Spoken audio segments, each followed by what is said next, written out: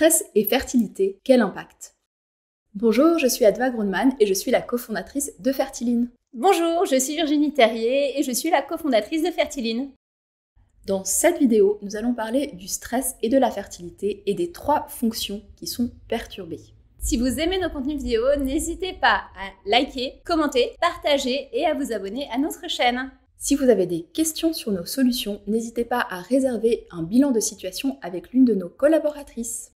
Dans cette vidéo, je vais vous présenter 3 points importants autour du stress. D'une part, l'impact du stress sur les hormones et donc sur les cycles. D'autre part, l'impact du stress sur la vascularisation et donc la circulation sanguine au niveau de l'endomètre, ce qui est un des facteurs importants dans le cadre d'une implantation, de l'implantation d'un embryon. Et le 3e élément, ce sera l'impact du stress sur l'immunité et donc sur le contexte aussi d'implantation. Premièrement, le stress a un impact fort sur les hormones et notamment sur les cycles. Pourquoi? Eh bien tout simplement puisque quand vous stressez, pas de façon aiguë mais de façon chronique, vous allez commencer à produire en excès une hormone qui s'appelle le cortisol. Et bien ce cortisol qui est l'hormone du stress chronique, c'est-à-dire du stress qui est présent tous les jours pendant des mois et des mois, ce cortisol est produit avec le même précurseur que toutes nos hormones de la reproduction. Le précurseur du cortisol, c'est une molécule qui s'appelle la prégnénolone, qui est issue du cholestérol, et cette prégnénolone sert à produire le cortisol, les oestrogènes, la progestérone, la vitamine D, la DHEA, la testostérone, toutes les hormones en fait qui sont en lien avec la reproduction. Vous imaginez donc bien que si vous subissez un stress chronique et que votre production de cortisol doit augmenter pour faire face à ce stress, eh bien votre organisme va devoir faire un choix. Et le choix qu'il va faire, ce sera plutôt d'aller produire du cortisol plus que les hormones reproductives, tout simplement puisque le cortisol fait partie de nos systèmes de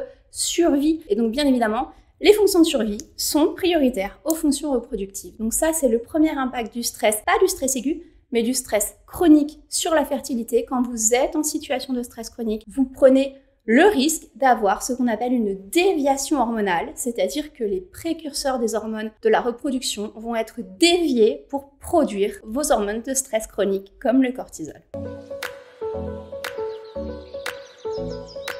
Le 2e élément que le stress peut impacter au niveau de la reproduction et des fonctions reproductives, c'est vraiment la vascularisation. Quand on parle de vascularisation, c'est quoi? Eh bien, vous savez que quand un embryon s'implante, votre endomètre, la muqueuse interne en fait de l'utérus qui va accueillir l'embryon, va se vasculariser. Elle va se gorger de sang sous l'effet d'une hormone qui est la progestérone.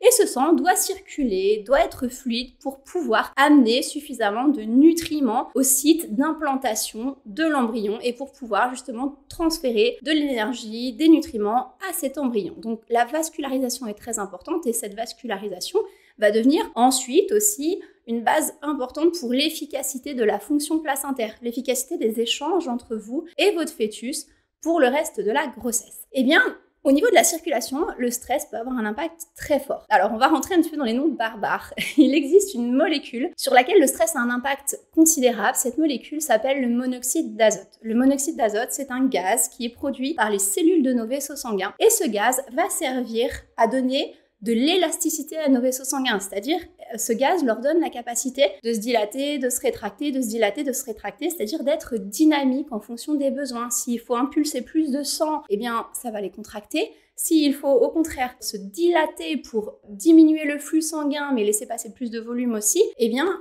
ce monoxyde d'azote va dilater. Il va travailler en fait sur la souplesse et la dynamique des vaisseaux sanguins. Et bien quand vous stressez, toujours pareil de façon chronique, c'est pas un stress aigu qui va créer ça, mais c'est plutôt un stress chronique. Un stress chronique va entraîner un phénomène qui s'appelle l'oxydation. On va se mettre à produire des molécules nommées radicaux libres et les radicaux libres vont avoir un effet quasiment direct sur la production de monoxyde d'azote. Ils vont directement impacter cette production en baissant le monoxyde d'azote et en rendant les vaisseaux sanguins beaucoup trop rigide. Et un vaisseau sanguin rigide, c'est un vaisseau sanguin qui ne va plus assumer correctement les fonctions de vascularisation. Le premier impact sera sur les petits vaisseaux sanguins. Et ce qu'il faut savoir, c'est qu'au niveau de l'endomètre, on a des mini vaisseaux sanguins qui sont des vaisseaux sanguins spirés, en fait, en forme de spirale, qui sont minuscules. Et ces vaisseaux sanguins si particuliers vont être les premiers affectés par un manque de monoxyde d'azote et donc par le stress chronique. Le troisième élément, c'est le stress et son impact sur l'immunité. Il faut comprendre que, comme je vous le disais dans la première partie, quand vous stressez de façon chronique, vous allez avoir des modifications hormonales, notamment vous allez produire en excès des hormones de stress et de survie comme le cortisol. Eh bien, le cortisol, pendant des phases de stress intense, il peut être très très élevé et dans ce cas-là, il va exercer une action sur l'immunité qu'on appelle la répression immunitaire. Il va réprimer vos branches immunitaires, il va les abaisser, alors que certaines branches immunitaires sont nécessaires à l'implantation d'un embryon. Et ce cortisol, quand il est surproduit pendant très longtemps, il peut aussi s'effondrer. Et dans ce cas-là, on va avoir un autre problème qui va être l'hyperactivation immunitaire. L'immunité va devenir dingue, elle n'aura plus de contrôle. Donc des modifications du taux de cortisol en lien avec des états de stress. Au début, peut-être des états de stress débutants, et puis ensuite des états de stress plutôt chroniques, bien tout ça va créer des variations hormonales au niveau du cortisol qui vont avoir un impact quasiment direct sur votre système immunitaire. Et il faut bien comprendre que le système immunitaire est très très influencé par ce cortisol, très très influencé par votre niveau de stress et qu'il faut absolument réguler cet élément-là pour avoir un système immunitaire qui se comporte de façon adéquat. Quand vous avez une implantation, un embryon qui arrive dans l'endomètre et qui essaie de se nider dans votre endomètre, il se passe une adaptation immunitaire incroyable. C'est vraiment une situation insolite, exceptionnelle sur le plan immunitaire. Ça demande à votre immunité de s'adapter et d'être dans un état de forme et de réponse optimale, ce qu'elle ne peut pas avoir si vous êtes en situation de stress chronique. Il faudra donc au maximum gérer l'impact du stress pour que votre immunité puisse répondre de façon favorable à une implantation. Donc Virginie, là tu nous as montré quel impact le stress pouvait avoir sur la fertilité. Mais rien que de se dire de ne pas stresser, on commence à stresser. Alors qu'est-ce qu'on peut faire justement ? Là, je vous parle des conséquences du stress. On peut être stressé sans forcément avoir les conséquences du stress parce qu'il faut bien comprendre que en réalité, c'est pas le stress qui nous pose problème. C'est l'effet hormonal du stress. Vous avez vu, en fait, il y a deux effets qui nous posent problème dans les situations que j'ai citées ici. C'est d'une part la production de cortisol, d'autre part la réduction de la production du monoxyde d'azote qui est en lien avec l'oxydation. Donc par exemple, si vous êtes stressé de façon chronique, mais qu'en même temps, dans votre alimentation, vous avez des attitudes antioxydantes, vous consommez beaucoup d'antioxydants, vous vous complémentez avec des antioxydants, bien vous allez préserver votre production de monoxyde d'azote. Il y a aussi des molécules très spécifiques en complémentation qui vont vraiment augmenter la production de monoxyde d'azote. Et ça peut être une alternative. Par contre, il faut repérer effectivement qu'il y a un stress chronique et ne pas être dans l'illusion qu'on va enlever ce stress. Parce que franchement, pour moi, c'est une illusion. En fertilité, quand on veut travailler sur un stress, évidemment, il faut travailler à la source, mais ce travail à la source va être tellement long qu'il vaut mieux aller essayer directement d'agir sur les conséquences et faire en sorte que malgré le stress, on ait un organisme qui réponde correctement. Donc première chose, les antioxydants, c'est vraiment un élément clé. Et le second élément, c'est la production de cortisol. Et on peut être stressé de façon chronique sans avoir une production de cortisol excessive. Déjà, il y a des signes qui nous montrent qu'on surproduit du cortisol, notamment dans nos questionnaires, on en cherche plein des signes. On a peut-être une vingtaine de questions qui portent sur l'équilibre du cortisol, parce qu'évidemment, des variations de température corporelle, ça nous indique qu'il y a des problèmes de cortisol, certains types de réveil nous indiquent qu'il y a des variations de cortisol, certains types de réactions au stress, de l'agressivité, de la nervosité. Il y a vraiment beaucoup